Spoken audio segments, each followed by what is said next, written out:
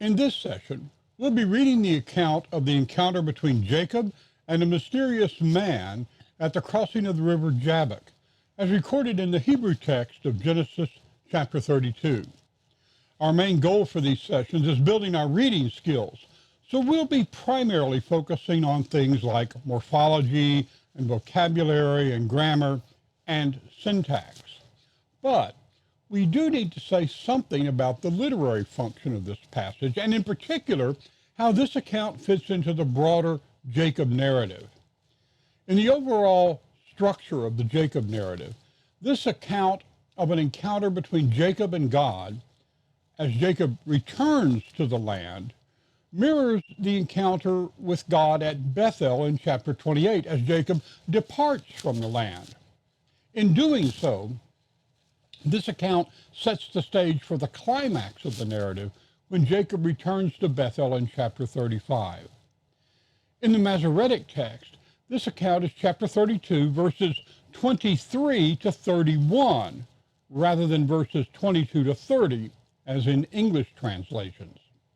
And since we're reading the Hebrew text, we'll use the Hebrew verse numbers from the Masoretic text throughout the presentation. So, let's begin by turning to verse 23.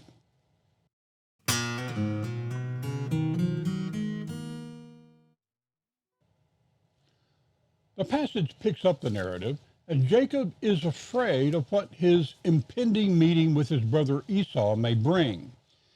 It is with a certain fear, then, that he makes his preparations to cross the Jabbok River and return to the land from which he had departed. The text reads, Vayakam balalahu, so he arose that night. The subject is not explicitly stated here, but we know from the context that we're talking about Jacob. Now, here, there's a minor textual variant that calls our attention to the fact that the definite article that ought to be on the demonstrative pronoun who is missing. This is almost certainly a case of what we call haplography. Haplography is the accidental omission of a letter or group of letters when a text is being copied.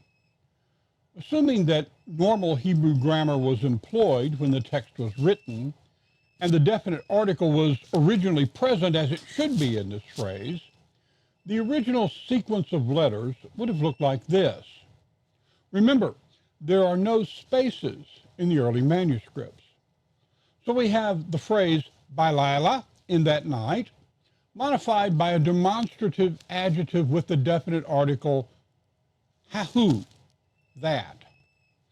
Notice that this combination gives us 3 occurrences of the letter he in a row.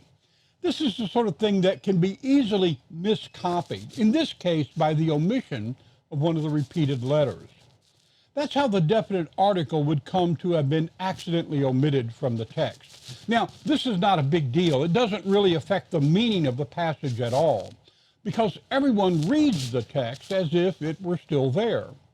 But it is worth spending a moment as an example of how haplography can easily occur in the mechanical process of copying an ancient manuscript. The passage continues. Vayikach este nashau, wa este shifkothau, wa ethakadasar yaladau. Jacob is still the subject here. In this case, we have a verb followed by a compound direct object comprised of 3 parts. So, then he took his 2 wives and his 2 maidservants, and we'll talk about the translation of this word shifcha in just a moment, and his 11 sons. In this phrase, we have several numbers to deal with. The feminine form of the number 2 is shtayim, but here it's in the construct form, shtay, used in conjunction with the plural of the word for woman or wife. You may recall that the plural of isha is nashim, here with a 3rd masculine singular possessive suffix on the end. So, nashau is wives. But why not read this as 2 of his wives? Well, that idea, the idea of a smaller subset of a larger group, is called the partitive. And in biblical Hebrew, the partitive is formed by using the preposition men, either written directly onto the front of the word or written separately. But that's not what we have here. We have a simple numerical phrase, his two wives, referring, of course, to Rachel and Leah. The next phrase, and his two maidservants, is the same grammatical formation. And here it refers to Bilhah and Zilpah. Now, we have to take a moment to think about how we're going to render this term shifcha. The term refers to females who are owned as property and who typically function as domestic servants or attendants of the primary wife or wives. English translations quite often render this as female slaves or maidservants.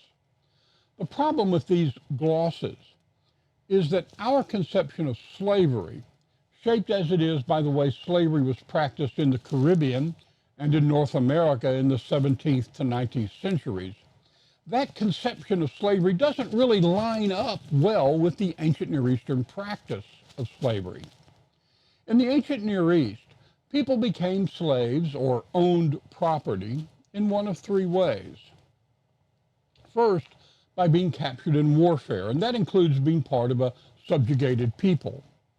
Or second, by being sold into slavery, either because of debt that they could not pay, or, as unfortunately was quite often the case, with children because their families could not afford to support or feed them.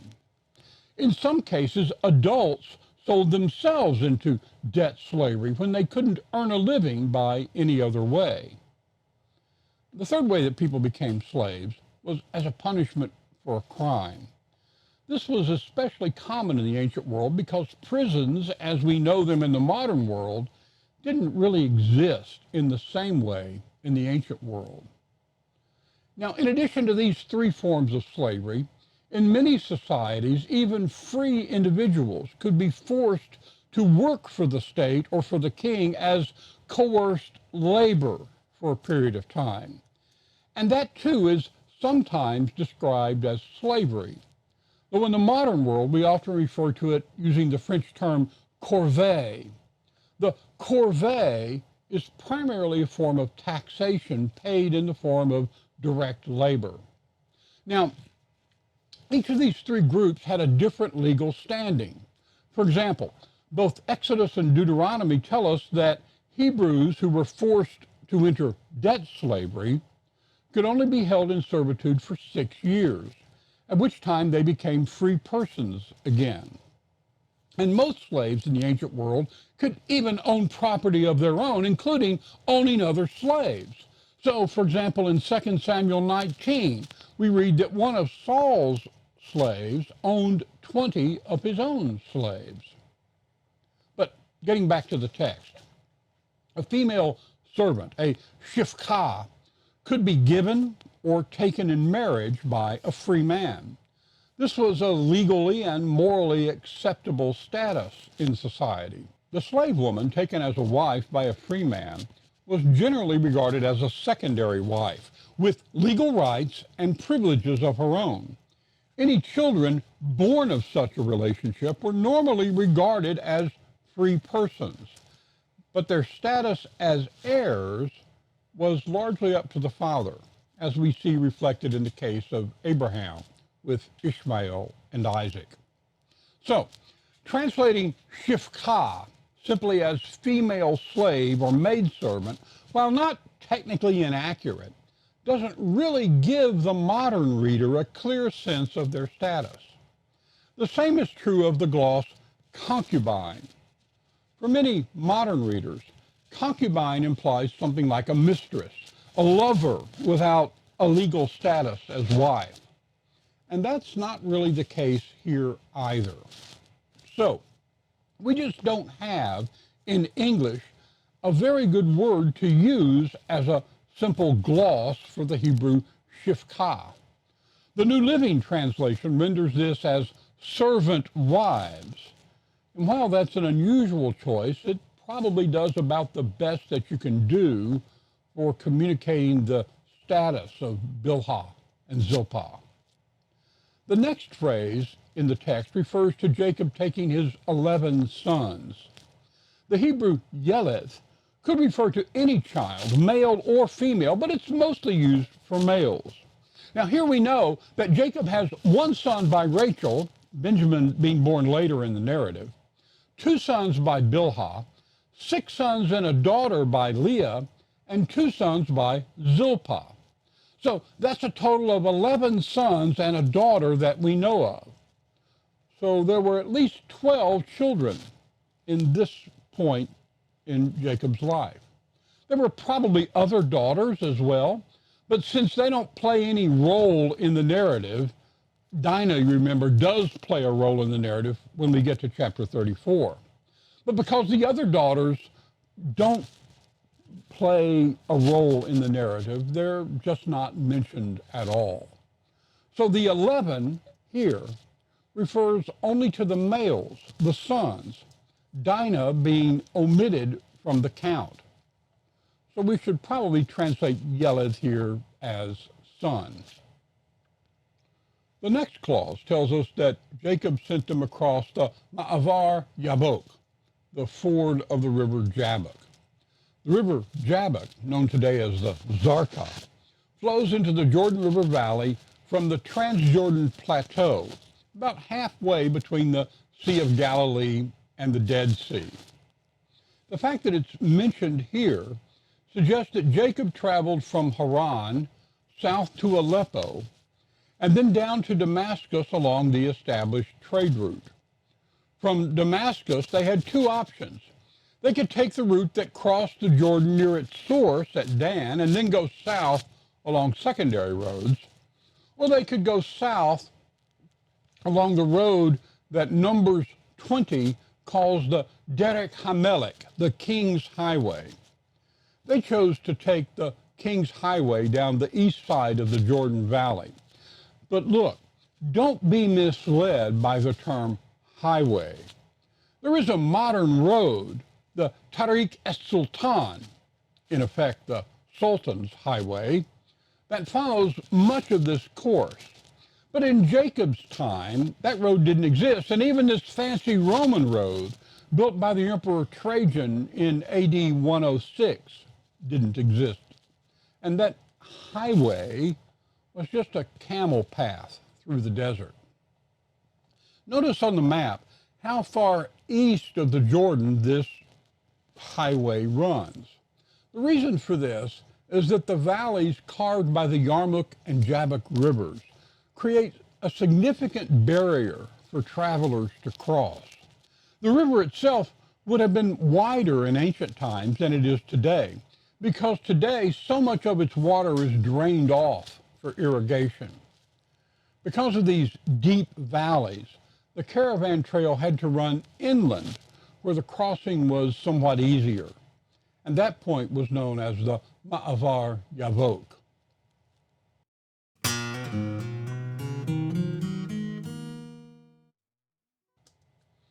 Verse 24 reads, Vayikakim vaya'avirem eth hanachal vaya'avar eth asher lo.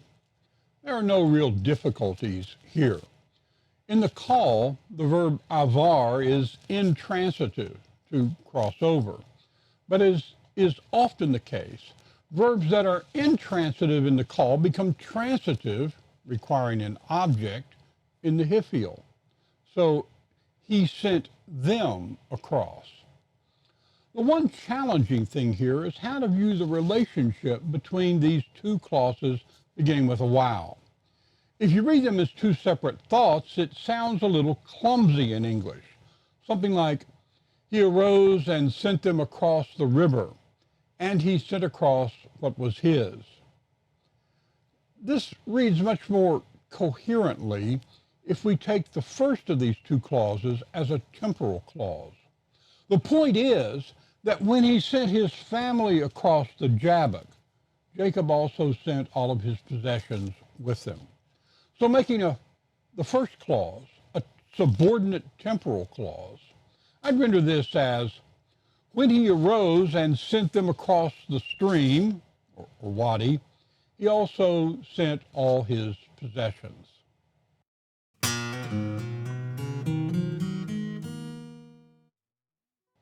Here the verse division is a bit clumsy. The first phrase of verse 25 really belongs with verse 24. The second half of the verse introduces a new element in the narrative, but we have to work with the verse numbers we have. So let's take this one thought at a time. Vayivater Yaakov levado. The verb is a nifal from the first vowel root yod, tau, resh, yathar, meaning to be left over or to remain. Remember, there are two different kinds of verbs whose dictionary form appears to have a yod as the first root letter. There are those that were originally first yod and those that originally had a wow as the first letter. Now, we're not going to go into all the details here, but those verbs that originally had a wow as the first root letter exhibit several common developments. First, in the call, that first root letter often, but not always, elides or disappears. In the imperfect and in the imperative and in the infinitive construct. In the hifil and the hofal, the original wow shows up again, but it generally vocalizes so that it becomes a long O in the hifil or a long U in the hofal. But in the nifal and hithpael, the vowel returns and stays a consonant. So in the nifal form that we have here, yivather, we see the original vowel of the verbal root showing up as a full consonant. In the case of this particular verb, if we use Logos Bible software to search for all the occurrences of the verb, it gives us 106. These are sorted in Bible verse order, but we can change that by going to the Analysis tab. By default, this screen is also sorted in Bible verse order. Logos refers to this as the reference, but we want to sort it by the pattern. Logos calls this the stem. Note that the result still has the reference as the first column. By the way, you can change the order of these columns if you want by dragging them. But now you can see that Logos has grouped these by pattern, or stem if you prefer. We can click on the little down arrow to collapse the list. Now it's easy to see that this verb occurs in the nifal 82 times and in the hifil 24 times. If we look closely at the usage of these forms, we would see that in the nifal the verb is intransitive, to stay behind or be left over, and in the hifil it's transitive, to leave something behind. By the way, there are a handful of forms that appear to be called participles, but these forms are used functionally as nouns. So Logos counts them as nouns rather than as verbs, and that's fine. In biblical Hebrew, there are a good number of words that we call nouns that originated as called participles, like Kohen, priest, for example. So, Jacob remained libado. Technically, this is the noun bad, meaning part or portion, with a lamed preposition on the front and a personal suffix on the back. But this word is often used adverbially, as it is here. So we should render it by himself, or even alone. Moving on to the next clause. Vaye'avek ish imo ad oloth hasakar. The verb is a nifal from the root aleph beis kof, avak. This word only occurs twice in the Tanakh, both times in this account. So how do we know what it means? Well, we can look at other languages that are related to Hebrew, and if we do that, we'll see that Aramaic has this same word, and there it means to be intertwined or to embrace. In this context, Jacob and the man that he encounters are intertwined as they struggle against one another. So we translate it wrestle. They wrestled ad aloth hashakar, until the going up, here the verbal form is an infinitive construct, until the going up of the shakar. The word shakar is a noun related to the verb to be dark. As a noun, it's used to talk about the period of half-light or semi-darkness, what in English we used to call the gloaming, but hardly everyone uses that word anymore. In the Tanakh, this word is used almost exclusively to talk about the half-light of morning, so we typically translate it as dawn. Notice how sparse the biblical narrative is. We get no detail at all about how this man appeared or why the struggle developed. We would love to know more detail, but God moves on to the main point of the narrative immediately. And the main point of the narrative is how it ends.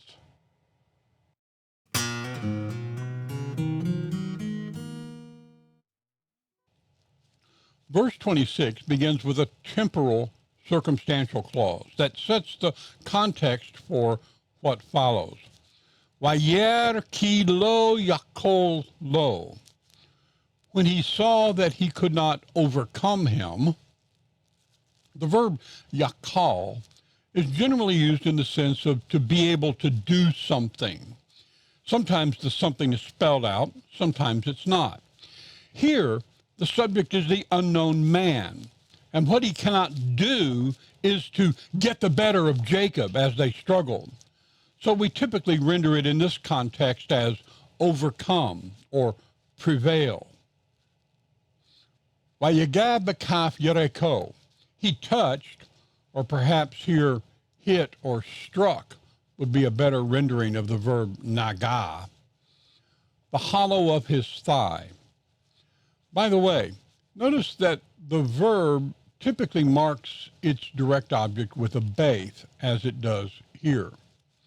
The noun kaf refers to something that's flat or slightly hollowed out. It's commonly used for the hand or the palm of the hand or the sole of the foot. But there are a few places where it's even used to refer to a spoon or perhaps a ladle. Here it refers to the flat side of the yadok.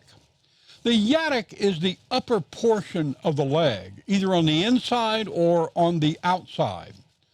So we usually translate it as thigh, though it is sometimes used euphemistically to refer to one's genitalia.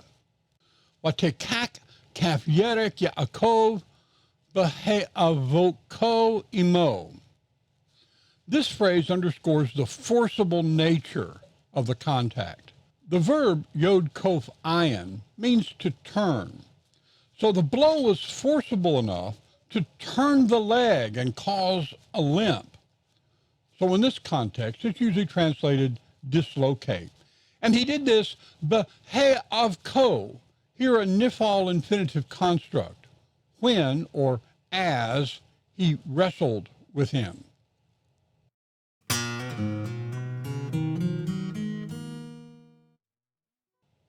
At this point in the account, we shift from descriptive narrative to dialogue.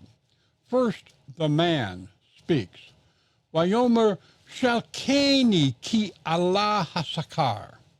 Then he said, let me go, because dawn is rising.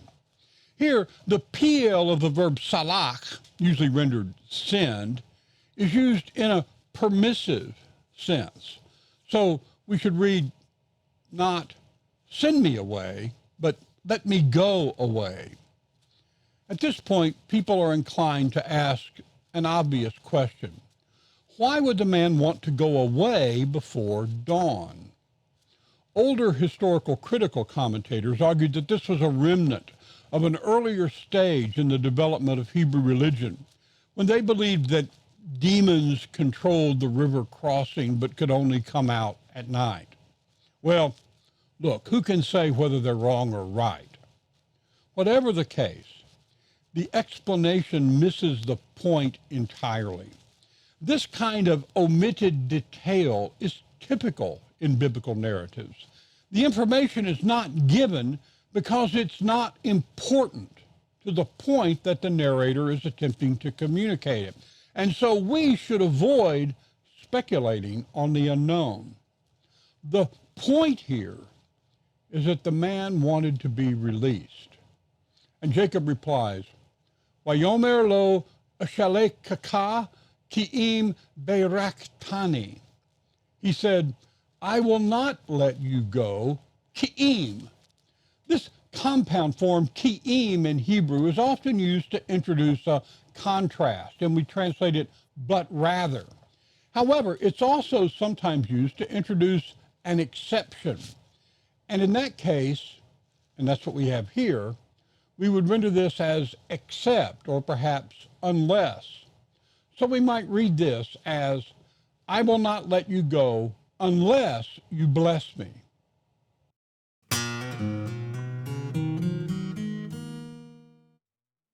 In their struggle, Jacob refuses to release his opponent unless the opponent gives him a blessing.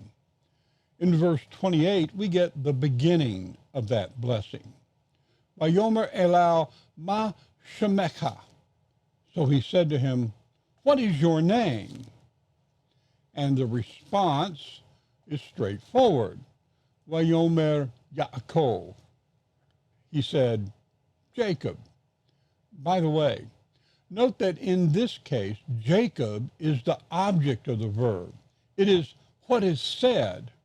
It's not the subject of the verb, even though it stands in the normal position of the subject.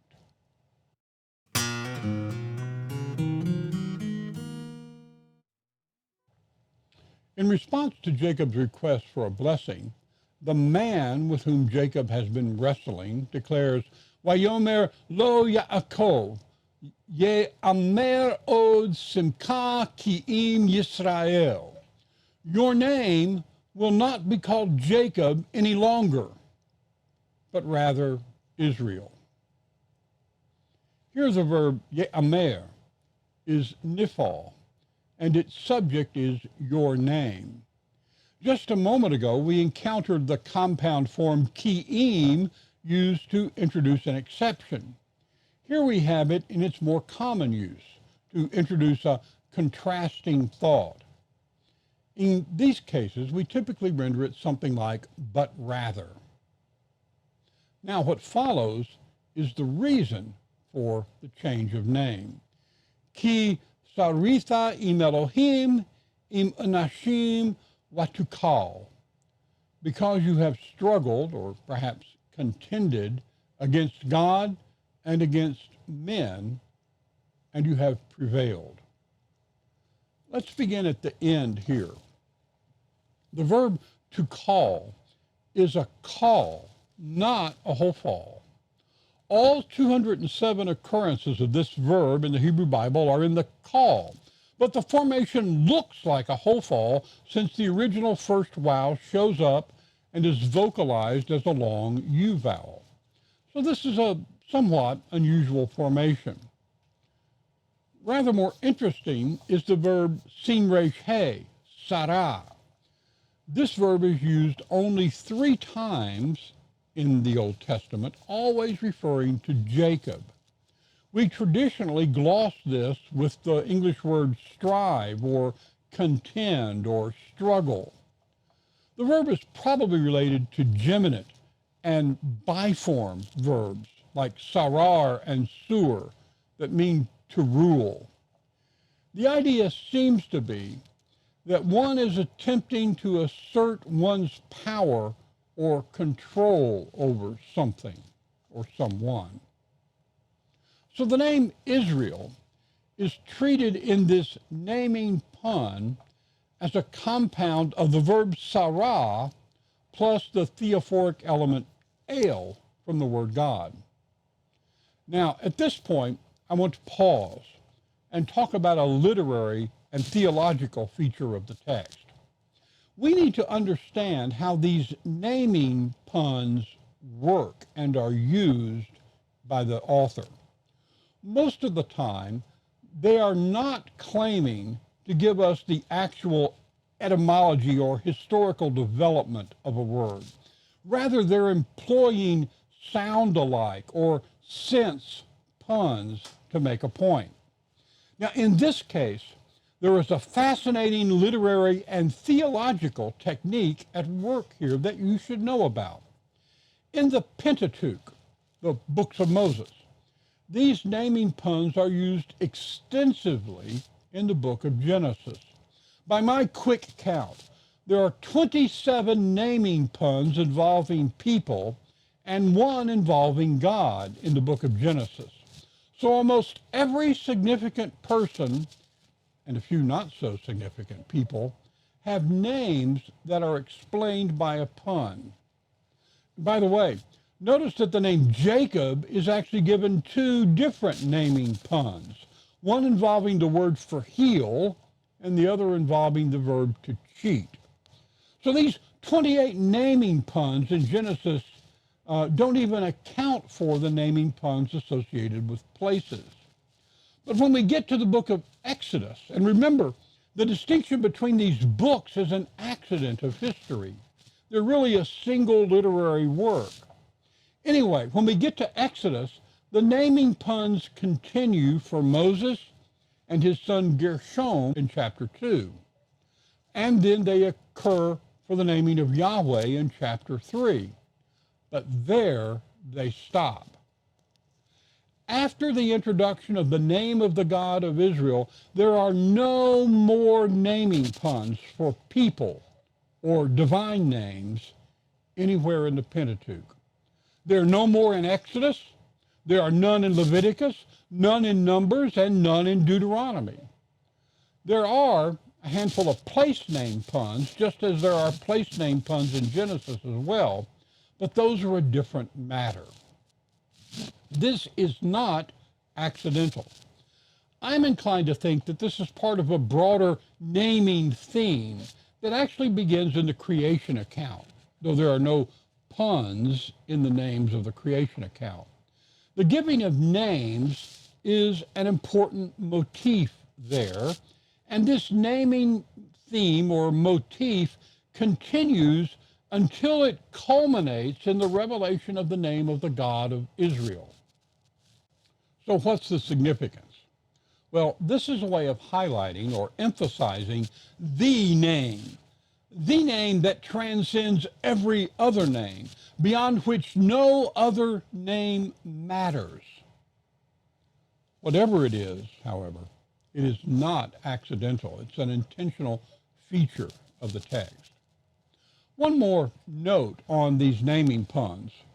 There are personal naming puns elsewhere in the Bible as well, including in the prophets, in the Tanakh, and in the New Testament, as in the naming of Jesus in Matthew chapter 1 and of Peter in Matthew 16. But those are separate literary works. What we're talking about here is the way that the author uses his material within a single literary work, the Torah of Moses. That's why it's so important. As you study the Bible, you learn to attend to the literary features of the text and not always focus on individual words and direct statements. Now, we like those things because they're easy, but literature doesn't always work in such an obvious way. Things like structuring and patterning are used by authors to help convey their message. So we need to learn to attend to them. This is hard. It requires dedication of time and effort and careful attention to the text in its original language. But that's what it means to love the Word of God. And that's what we signed up for when we accepted the call to be stewards of God's Word. Well, back to the text. The blessing that the man gives Jacob is this new name. No longer is he Jacob the heel grabber or Jacob the cheater. From now on, he'll be the one who has struggled with God. And with this new name comes a new identity, an identity rooted in the relationship to the God who revealed himself to Jacob at Bethel. And that new identity will unfold over the coming chapters in Genesis as the Jacob, now Israel, saga continues.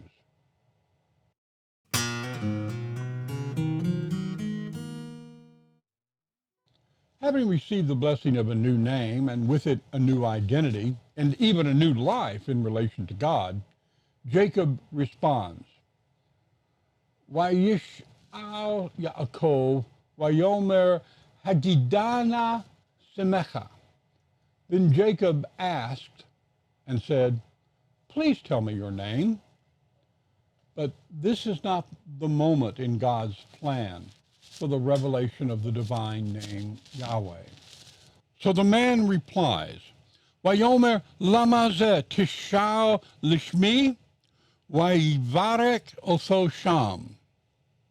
But he said, Why do you ask my name? Since he had blessed him there. I suppose this is about as kind a way as possible for God to say no.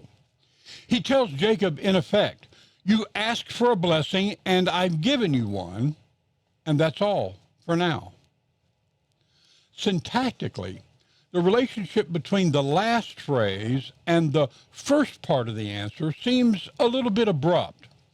I would take it as a circumstantial clause, the idea being something like, given the fact that I have blessed you, why do you now ask my name?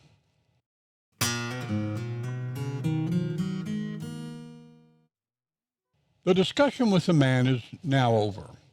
We're not told what happened to this man. Did he turn and walk away or what? It doesn't really matter to the narrator. What does matter is what Jacob does and says next. Vayikra Yaakov Shem Hamakom Peniel. So Jacob named the place Peniel. Next, we're given the reason for this name, Peniel. Ki ra'iti Elohim panim el panim v'tinatzel nafshi. Because I have seen God face to face, and my life was spared. The verb watinatzel is a nifal from the root nun sade lamed, natsal, to be delivered or escape. Here the subject is nafshi, my life. So the idea is passive. As we would say, he escaped with his life from this encounter with God. The last phrase is really the important point here. So many commentators get this wrong by focusing on explaining the name. The name is not the point. What happened is the point. The name is just a reminder of what happened. What happened is this. Jacob had an intimate encounter with God, an encounter in which he could have and perhaps should have died. What matters is the fact that God has graciously spared his life. There's a tremendous irony in the name Israel that Jacob is given. He's given the name Israel because he struggled with God and prevailed. But if you read the narrative, the only reason that he prevailed is that God graciously spared him. The man struck him in the upper leg and injured him. He could just as easily have killed him, but he did not. And that is what Jacob remembers. That's what Jacob emphasized. Yes, Jacob prevailed, but only by God's mercy. That's the gospel in this passage. And that's what the name Peniel and the name Israel should remind us of. In the encounter at the crossing of the Jabbok, Jacob had a life-altering experience. He fought against God, yet his life was spared. His experience foreshadows our experience. The day is coming when you will stand before God face to face. The good news is that the God who spared the life of Jacob has promised you the same mercy. He became man in Jesus Christ to bear the punishment of your sins so that you could be the new Israel. All of your life, you have struggled against God. And in Jesus Christ, God has given you the same blessing that he gave Jacob. A new name, a new identity, and a new life in him. I'm Dr. David Adams. Thank you for joining me as we have read together this passage from the Word of God in its original Hebrew text. I hope you'll join me again soon for another opportunity to study and reflect on a portion of God's Word as becomes our calling as stewards of his grace.